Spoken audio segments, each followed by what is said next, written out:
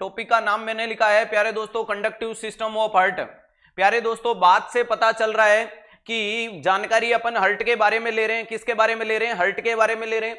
और यहां मैंने लिखा है कंडक्टिव सिस्टम। कंडक्टिव का मतलब हर्ट के द्वारा जनरेट होने वाली इंपल्स का आगे कंडक्शन होना। कंडक्शन वर्ड का मतलब होता है ट्रेवल होना। कंडक्शन का मतलब क्या देखने को मिलता है? ट्रेवल होने वाली चीज को कंडक्टिव सिस्टम के नाम से जानते हैं। ठीक है सर, अगर मैं प्यारे दोस्तों आपके सामने ये बना देता हूं कि जैसे कि ये मान लीजिएगा कि मैंने बना लिया हर्ट। अरे ये मान लीजिएगा कि मैंने आपके सामने हर्ट बना दिया। जी हाँ दोस्तों, अब इस हर्ट में प्यारे दोस्तों आप लोगों को पता है कि आपके सामने क्या देखने को मिलता है? ऐसे नोड है, ये एवी नोड है, ये आपके सामने बंजल ऑफ हिंज देखने को मिलता है। इस बंजल ऑफ हिंज से प्यारे दोस्तों इधर निकल जाती है जिसको राइट बंडल ब्रांच कहते हैं। इधर निकल जाती है जिसको अपन राइट बंडल ब्रांच कहते हैं। क्या कोई दिक्कत है? नहीं। और जो इधर निकल जाती है उसको लेफ्ट बंडल ब्रांच कहते हैं। इधर निकल जाती है उसको क्या कहते हैं? लेफ्ट बंडल ब्रांच के नाम से जाना जाता है। ठीक है, और इसके अंदर फ्रीली मूवेबल कोई पार्टिकल्स होते हैं जिनको अपन पुरकिंजे फाइबर कहते हैं। फ्री भी मूवेबल पार्टिशन होता है उसको अपन पुरकिंजे फाइबर कहते हैं। ये सारी चीजें आप सब लोगों को बेहद अच्छे से आती है, लेकिन मैं कुछ नया सिखाने आया हूं। और नया क्या सिखाने आया हूं उसको समझने की कोशिश करना। यहां मैंने इसके अंदर बहुत आसान तरीके से लिख दिया कि आपके सामने ऐसे नोड देखने को मिलता है। ठीक है, यहां मैंने दूसरे नंबर पे ये लिख दिया, ये स्ट्रक्चर क्या कहलाती है? एवी नोड कहलाती है। ठीक है, तीसरे नंबर पे ये मैंने जो स्ट्रक्चर बनाई है इसको आपने क्या बोल दिया? बंजल ऑफ हिंज बोल दिया। क्या बोल दिया? बंजल ऑफ हिंज बोल दिया। इसके बाद में ये मैंने क्या बोल दिया? तो सर इसको आपने राइट बंडल ब्रांच बोल दिया, आरबीबी। ध्यान रखिएगा, इधर वाले को आपने क्या बोल दिया? Left bundle branch, LBB. और इसके अंदर ये फ्रीली मूवेबल स्ट्रक्चर को नाम क्या दे दिया? पुरकिंजे फाइबर। पुरकिंजे फाइबर। ध्यान रखिएगा, जितने बच्चे मेरे से ये टॉपिक पढ़ चुके हैं उनको पता होगा। अति महत्वपूर्ण पहली लाइन, पहला सवाल, which of the following is not a part of conductive system? दिए गए स्ट्रक्चर में से कंडक्टिव सिस्टम का कौन हिस्सा नहीं है? तो आपका पहला राइट आंसर जाता है SA node is not a part of conductive system. Very important चीज है, आज के सेशन का गोल्डन स्टैंडर्ड लाइन है कि कौन कंडक्टिव सिस्टम का हिस्सा नहीं है। तो आपका जवाब आना चाहिए सर ऐसे नोड कभी कंडक्टिव सिस्टम का हिस्सा नहीं है। अधिकतर बच्चे रट करके जाते हैं कि कंडक्टिव सिस्टम में कौन आता है? SA node, AV node, bundle of His और पुरकिंजे फाइबर। ये चार चीजें सबने रट रखी है, लेकिन सबसे इंपॉर्टेंट मैंने पहली लाइन क्या बोल दी है? SA node is not a part of conductive system. क्योंकि ऐसे नोड इंपल्स जनरेट करता है, इंपल्स ट्रेवल करने का काम कौन करता है? तो AV node, bundle of His, अरे AV node, bundle of His, right bundle, left bundle और Purkinje fibre is part of conductive system. ध्यान रखिएगा, वेरी इंपॉर्टेंट चीज देखने को मिल गई। अरे कोई चिंता वाली है क्या? इनको तो क्या राइट लेफ्ट टेंशन लेते हो? ये लो राइट बंडल ब्रांच और ये लो रे मेरे दोस्त लेफ्ट बंडल ब्रांच। क्लियर है? ध्यान रखिएगा, वेरी इंपॉर्टेंट चीज क्या देखने को मिलता ही? बस गोविंद तुम ऐसी बढ़िया बढ़िया कमियां ढूंढता रहे ताकि तेरे सिलेक्शन बहुत दूर जाता रहेगा।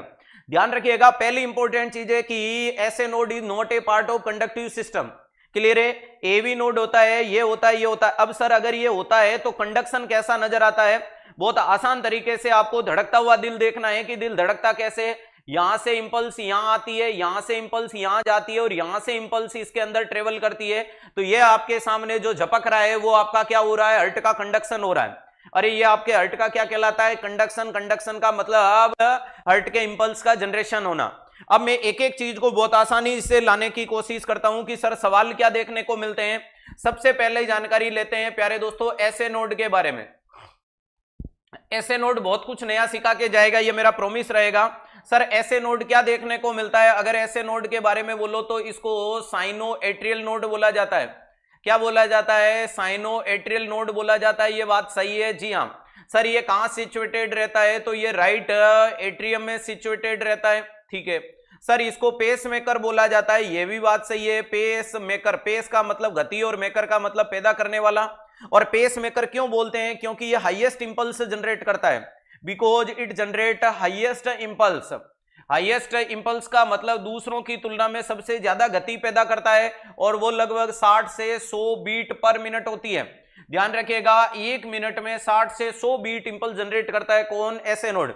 अति महत्वपूर्ण लाइन में अगला लिखिएगा कि ये ऐसे नोड होता है। ये प्यारे दोस्तों कैसा देखने को मिलता है? तो याद रखिएगा ये हॉर्स शू शेप होता है। वेरी इंपॉर्टेंट चीज है। ऐसे नोड कैसा होता है? हॉर्स शू शेप होता है, यानी घोड़े के पांव जैसा देखने को मिलता है। ये एस प्रकार से आपका ऐसे नोड बना रहता है। तो ये पांव आपको घोड़े का पांव दिखा या नहीं दिखा? मेरे हिसाब से हर एक बंदे को दिख गया होगा। अरे मेरे हिसाब से हर एक बंदे को यह दिख गया होगा कि अगर ऐसा ऐसे नोड का शेप क्या होता है, तो हॉर्स शू शेप का ऐसे नोड देखने को मिलता है। कैसा देखने को मिलता है? हॉर्स शू शेप देखने को मिलता है। ऐसे नोड के अंदर कौन सी सेल होती है? तो याद रखिएगा पी सेल होती है, जिसको अपन पेस मेकर सेल कहते हैं। पी सेल होती है जिसको पेस मेकर सेल के नाम से जाना जाता है। और ये पेस मेकर सेल होती है, यही इंपल्स जनरेट करने का काम करती है। अगर बात करते हैं सर इंपल्स जनरेशन कौन करता है, तो आपका जवाब क्या देखने को मिलता है? तो सर ये पेस मेकर सेल ही इंपल्स जनरेट करने का काम करती है। तो आज के सेशन की अति महत्वपूर्ण लाइन, अरे ऐसे नोड कैसा होता है? Horse shoe shape. ऐसे नोड में कौन सी सेल होती है? तो पी सेल या पेस मेकर सेल के नाम से जाना जाता है। और नेक्स्ट लिख लीजिएगा ऐसे नोड, अरे SA node is not a part of, SA node is not a part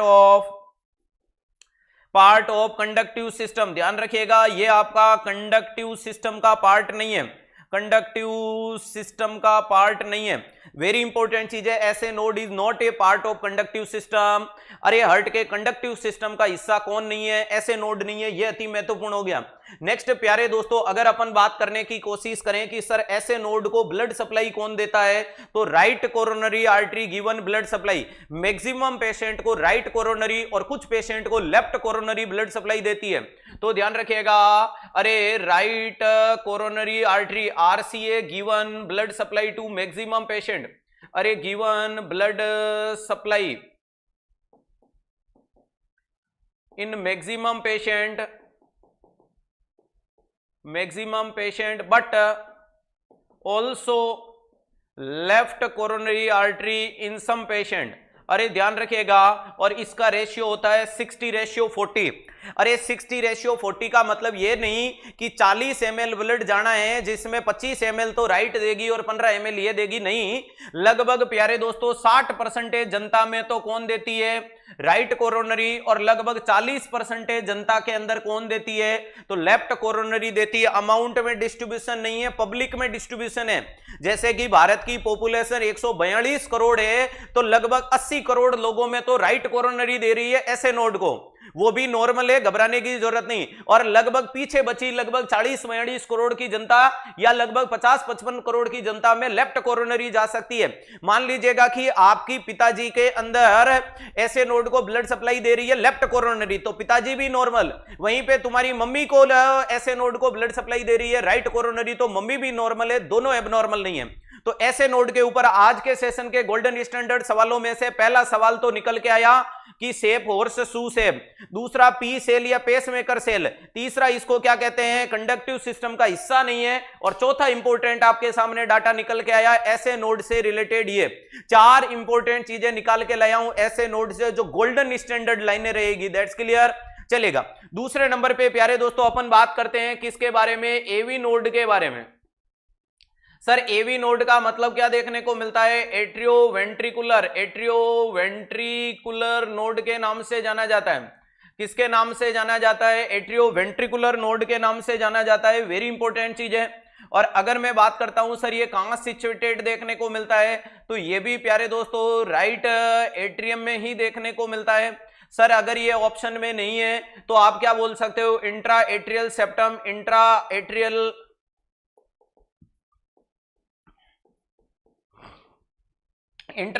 septum best answer होता है। वो नहीं आए तो राइट एट्रियम दे देना, ठीक है। इंट्रा एट्रियम का मतलब 2 एट्रियम के बीच की दीवार। सर ये कितनी इंपल्स जनरेट करता है?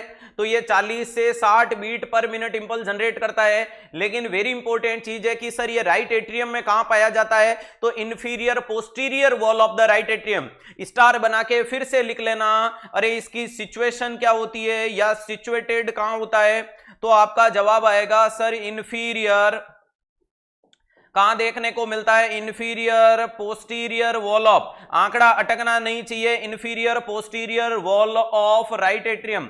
वेरी इंपॉर्टेंट चीज है, आप जो राइट एट्रियम पढ़ रहे हो, राइट एट्रियम के नीचे और पीछे वाले हिस्से की तरफ देखने को मिलता है। अरे कहां देखने को मिलता है, नीचे और पीछे की तरफ देखने को मिलता है। अगर मैंने बना दिया ये रहा तुम्हारा हार्ट, तो प्यारे दोस्तों ये रहा तुम्हारा राइट एट्रियम, तो इसके अंदर नीचे, नीचे का मतलब होता है ये वाला और पीछे का मतलब पीछे वाला, तो लगभग यहां पर आपका कौन पाया जाता है, एवी नोड पाया जाता है, जिसका बेस्ट आंसर तो अपन लिखते हैं इंट्रा एट्रियल सेप्टम। याद रखिएगा बेस्ट जवाब तो क्या लिखते हैं, इंट्रा एट्रियल सेप्टम, यानी ये रही एट्रिया की दीवार। अरे ये कौन सी दीवार है सर, ये दो एट्रिया के बीच की दीवार है। हमने इसके ऊपर ऐसे नोड को, सॉरी एवी नोड को बिठाया है, इसके ऊपर हमने एवी नोड को बिठाया है। लेकिन अगर इंट्रा एट्रियल ऑप्शन नहीं आएगा तो हमें जवाब देना है राइट एट्रियम, और राइट जवाब दो तो जवाब में बोलना इंफीरियर पोस्टीरियर, और it is a second pacemaker of body. जब हमारे हार्ट का ऐसे नोड काम नहीं करेगा तो एवी नोड वर्क करेगा लाइक दैट पेसमेकर। समझ में आ गया, क्योंकि फिर जब ऐसे बंद हो गया तो सबसे ज्यादा गति इसी की औकात है, तो इसको सेकंड पेस मेकर के नाम से अपन बोल सकते हैं। That's clear. ध्यान रखिएगा सर ऐसे नोड कहां देखने को मिलता है, ऐसे नोड अवेलेबल देखने को मिलता है just at the opening of superior Veena केवा। लिख लीजिएगा at the opening of superior Veena केवा। जहां आपका सुपीरियर वीना केवा खुलता है वहां ऐसे नोड देखने को मिलता है, वेरी इंपॉर्टेंट चीज है। और जस्ट 8 का मतलब हो गया जस्ट बिलो। याद रखिएगा कि ये रहा तुम्हारा हार्ट और ये खुल रहा है सुपीरियर वीना केवा, तो यहां पर जो सिचुएटेड होता है उसको कहते हैं ऐसे नोड। अरे उसको क्या कहते हैं, ऐसे नोड के नाम से जाना जाता है। तो ऐसे गया, एवी गया, तीसरा नाम देखने को मिलता है बंजल ऑफ हिंज। अरे बंजल ऑफ हिंज, बंजल का मतलब होता है गुच्छा और हिंज का मतलब क्या है, सेलों का गुच्छा देखने को मिलता है। अरे किसका गुच्छा देखने को मिलता है, सेलों का गुच्छा देखने को मिलता है। सर ये कहां अवेलेबल होता है, तो याद रखिएगा इंट्रा वेंट्रिकुलर सेप्टल पे पाया जाता है, इंट्रावेंट्रिकुलर सेप्टल पे पाया जाता है, जो लगभग 20 से 30 इंपल्स जनरेट करने का काम करता है, जो आगे जाकर के प्यारे दोस्तों राइट बंडल ब्रांच और लेफ्ट बंडल ब्रांच में डाइवर्ट हो जाता है। और लास्ट नाम देखने को मिलता है जिसे बोला जाता है प्रुकेंजे फाइबर।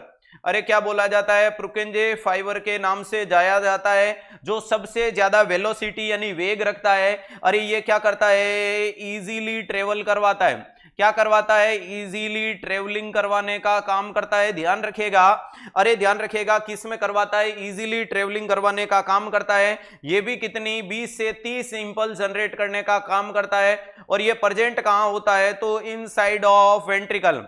अरे इनसाइड ऑफ वेंट्रिकल, वेंट्रिकल के अंदर पाया जाता है। ये वेरी इंपॉर्टेंट चीज है। That's clear. तो कंडक्टिव सिस्टम ऑफ हार्ट के लिए अपन ने कुछ 4 पॉइंटों के ऊपर जिक्र किया। यहां तक किसी भी बच्चे को कोई दिक्कत नहीं, कुछ नया सीखने की कोशिश की होगी। इंपल्स का मतलब गति। अब आपका सवाल आएगा कि सर ऐसे नोड या हमारा हार्ट कभी क्यों नहीं थकता, तो कभी नहीं थकने का कारण है एक तो एनर्जी सोर्स फैट, दूसरा highest concentration of oxygen. Concentration बोल रहा हूं, अमाउंट नहीं बोल रहा हूं। अमाउंट में हार्ट को खून ज्यादा नहीं मिलता, कंसंट्रेशन में ज्यादा मिलता है, इसलिए वो अच्छा काम करता है। और तीसरा उस ब्लड के कारण इसमें सबसे ज्यादा माइटोकॉन्ड्रिया पाई जाती है। अरे उसके कारण सबसे ज्यादा इसमें क्या देखने को मिलती है प्यारे दोस्तों, माइटोकॉन्ड्रिया वाली कंडीशन देखने को मिलती है। समझ में आ गया। तो इन चीजों के ऊपर आपको पूरा फोकस करना है। इसके लिए हार्ट कभी नहीं रुकता, कभी नहीं झुकता, कभी नहीं थकता। That's clear. रटने वाले रटते रह जाएंगे, पढ़ने वाले मैदान जीत के दिखाएंगे। ये तो सिर्फ एक झलक है प्यारे दोस्तों, कारवा तो बाकी है।